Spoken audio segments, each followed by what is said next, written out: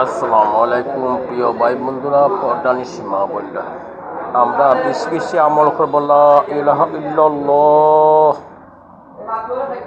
বেশি বেশি আমল করব ইনশাআল্লাহ।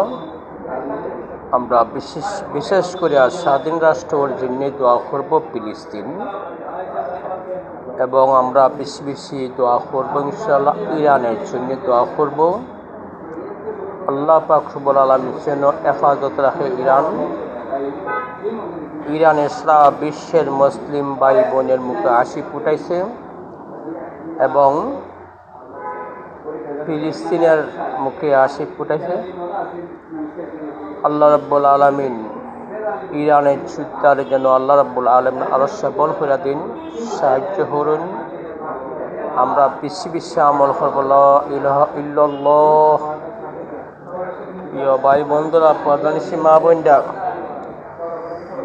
আল্লাহর হাবিব সাল্লাল্লাহু আলাইহি ওয়াসাল্লাম ইরশাদ করছেন, আল্লাহর আরশের সামনে একটা নূরের খুঁটি আছে।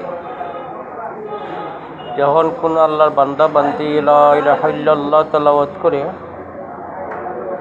নূরের খুঁটি নড়াচড়া করে। আল্লাহ পাক রব্বুল আলামিন বলে, তুমি থামো। নূরের খুঁটি বলে, আমি কিভাবে থামব? আপনার বান্দায় লা ইলাহা ইল্লাল্লাহ তেলাওয়াত করতেছে, আপনার বান্দার গুনাহ মাফ করে দেন। আল্লাহ পাক রব্বুল আলামিন ইরশাদ করে, এই নূরের খুঁটি যাও, ঠিক আছে, আমি মাফ করে দিলাম। লা ইলাহা ইল্লাল্লাহ তেলাওয়াত করনিওয়ালা, পাঠ করনিওয়ালাকে আল্লাহ রাব্বুল আলামিন মাফ করে দেন।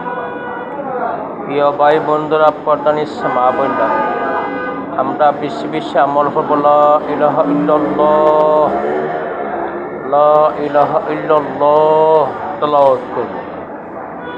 আল্লাহ পাক রব্বুল আলামিন মুহাম্মদের হাবিব ইরশাদ করছেন, যেই ব্যক্তি লা ইলাহা ইল্লাল্লাহ তেলাওয়াত করবে, তার গুনাহ মাফ করে দিবে আল্লাহ রাব্বুল আলামিন। প্রিয় ভাই বন্ধুরা, পর্দানি সীমা বন্ধুরা, আমরা বেশি বেশি দোয়া করব স্বাধীন রাষ্ট্রের জন্যে ফিলিস্তিন। আল্লাহ রাব্বুল আলামিন যেন স্বাধীন রাষ্ট্র বানাই দেন, এবং ইরানের জন্য দোয়া করব, খাস করিয়ে দোয়া করব ইরানের জন্যে।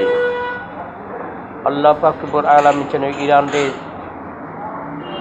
গাইবী সাহায্য করে, আর কোনো ইহুদিরা যেন কোনো দুশ্মনী করতে পারে না। আমরা বেশি বেশি আমল করব।